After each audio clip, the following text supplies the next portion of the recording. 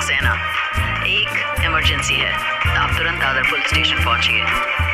आरव की आंखें गुस्से से लाल हो उठी। उसने झट से फोन अपनी जेब में रखा और गाड़ी के एक्सेलरेटर पर जोर देते हुए उसने गाड़ी को फुल स्पीड में घुमा दिया।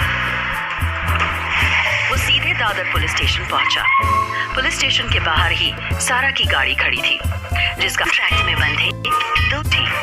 उसने झट से फोन अपनी जेब में रखा और गाड़ी के एक्सेलरेटर पर जोर देते हुए उसने आप सुन रहे हैं एक कॉन्ट्रैक्ट में बंधे दो दिलों की कहानी, माय कॉन्ट्रैक्ट वाइफ, सिर्फ प्रतिलिपि FM पर।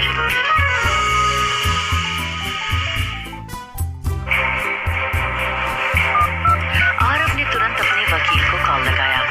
हेलो मिस्टर सक्सेना, एक इमरजेंसी है। आप तुरंत दादर पुलिस स्टेशन पहुंचिए। आरव की आंखें गुस्से से लाल हो उठी।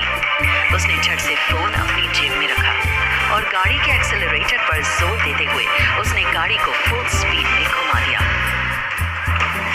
वो सीधे दादर पुलिस स्टेशन पहुंचा। पुलिस स्टेशन के बाहर ही सारा की गाड़ी खड़ी थी, जिसका आगे का बोनेट और हेडलैम्प टूटा हुआ था। उसकी गाड़ी के ठीक बगल में एक पुलिस कार भी खड़ी थी, जिसकी हालत सारा की गाड़ी से भी ज्यादा खराब थी। सारा की गाड़ी को इस हाल में देखकर आरव और ज्यादा घबरा गया और बहुत तेजी से पुलिस स्टेशन के भीतर भागा। अंदर पहुंचकर उसने देखा तो वहां पर सारा एक लड़के के कंधे पर सिर रखकर अपनी आंखें बंद करके बैठी हुई थी। लड़के की उम्र महज 20-21 साल की ही रही होगी। उस लड़के ने ब्लैक कलर की हुडी और डार्क ब्लू कलर का जीन्स पहना हुआ था। बाल हल्के कर्ली से थे और उसके माथे को ढक रहे थे।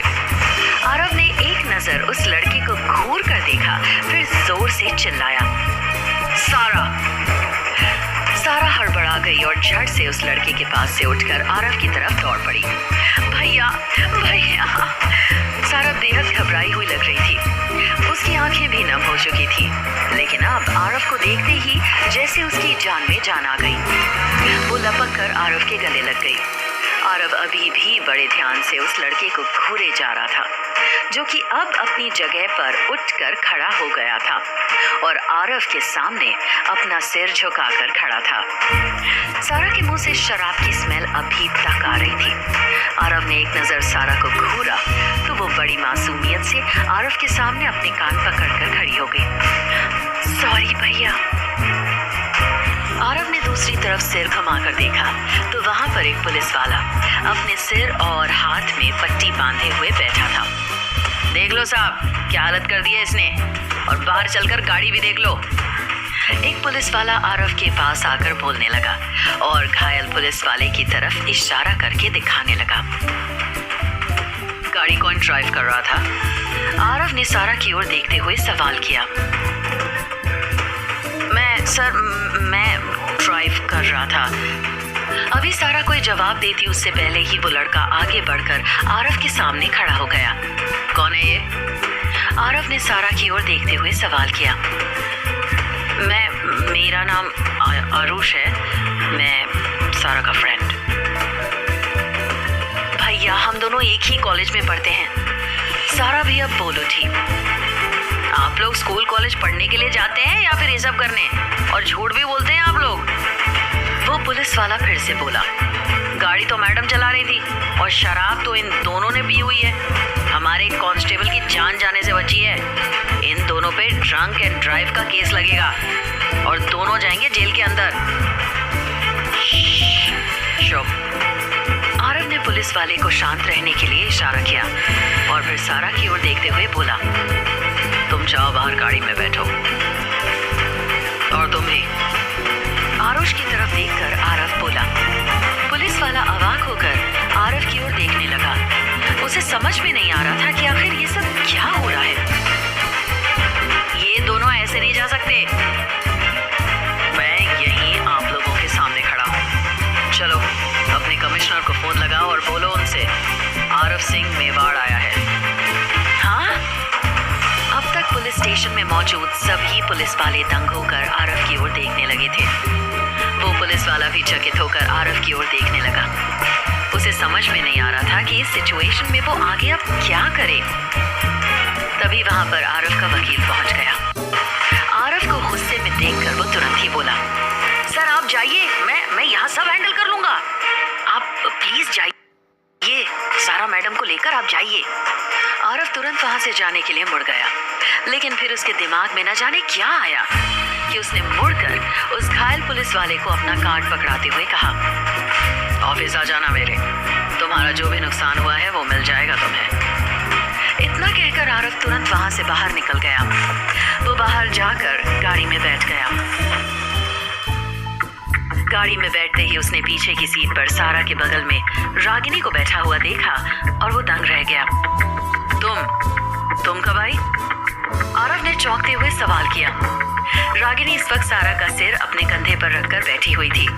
उसने तुरंत ही जवाब दिया, अभी वो सारा ने कॉल किया था। आरव ने अपना सिर हिला दिया।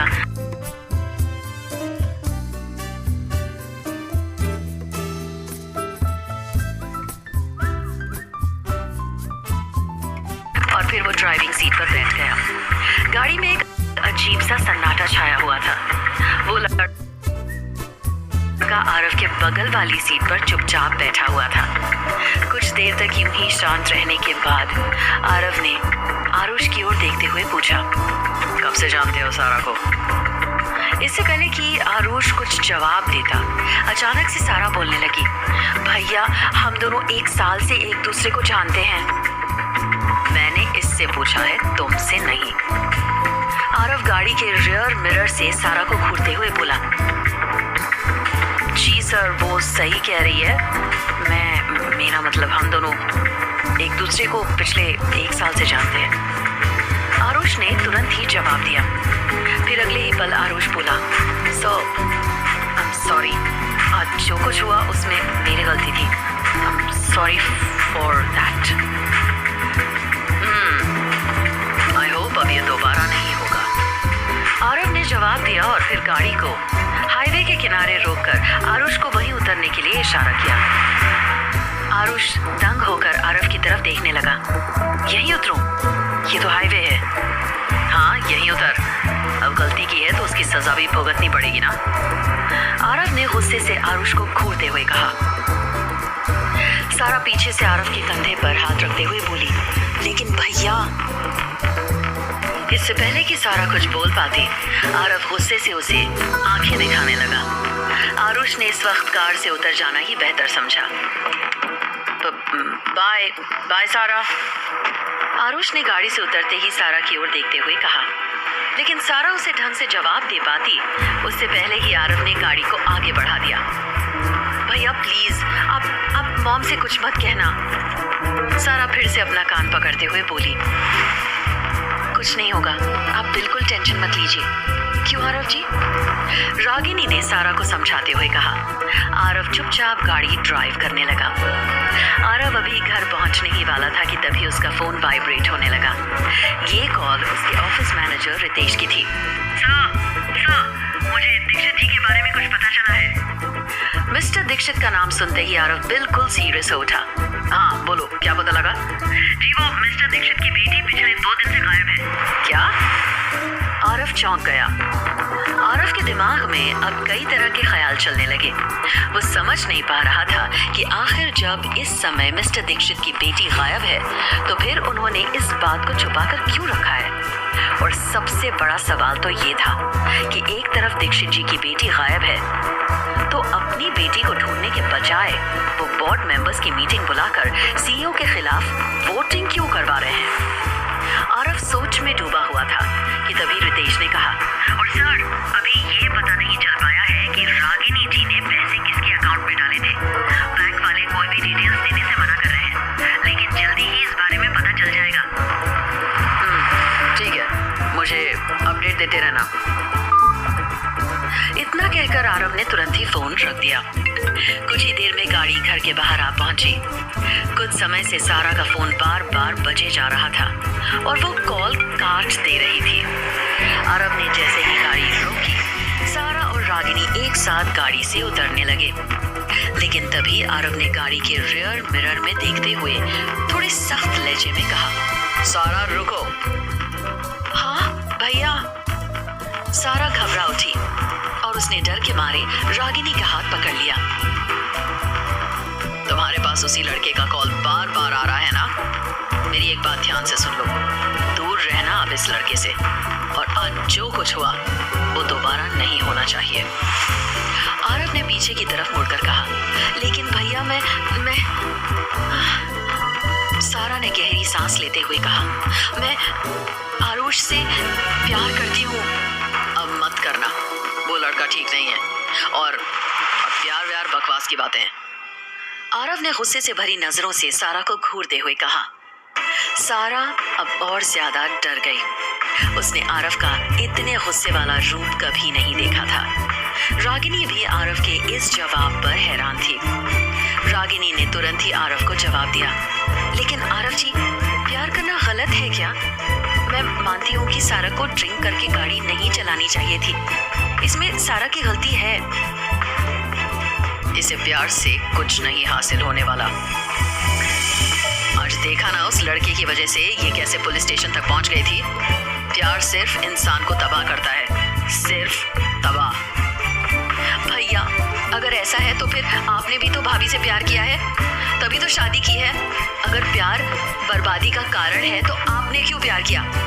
और शायद आप आपके प्यार की वजह से ही अपनी कंपनी और घर को बचा पाए हैं। इस बार सारा ने आरव की आंखों में देखते हुए कहा, मैं किसी से प्यार नहीं करता। आरव तपाक से बोला, लेकिन फिर अगले ही पल उसे एहसास हुआ कि उसके मुंह से कुछ गलत निकल गया है। वो चौंक गया। रागिनी भी अवाक नजरों से आरव की ओर देखने लगी।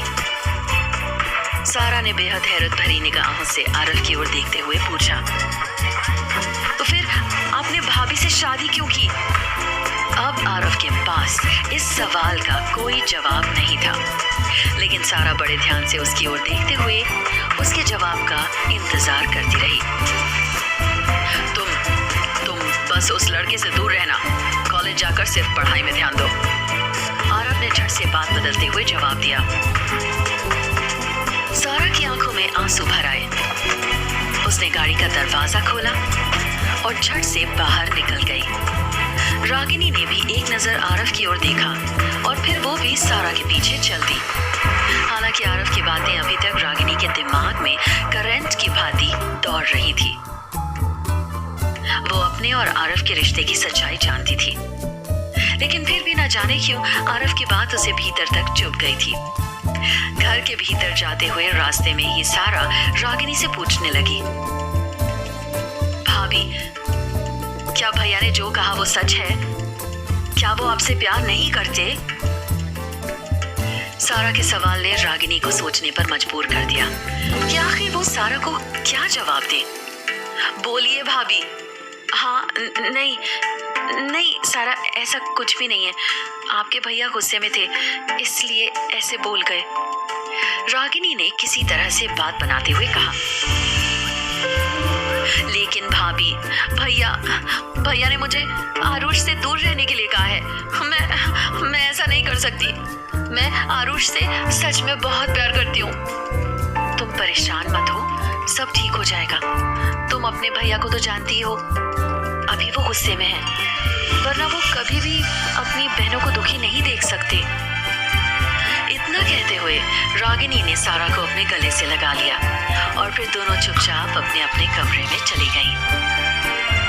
अपने कमरे में पहुंचने के बाद रागिनी चुपचाप बेड पर बैठ गई। उसके कानों में अभी भी आरव के कहे हुए शब्द गूंज रहे थे, मैं किसी से प्यार नहीं करता।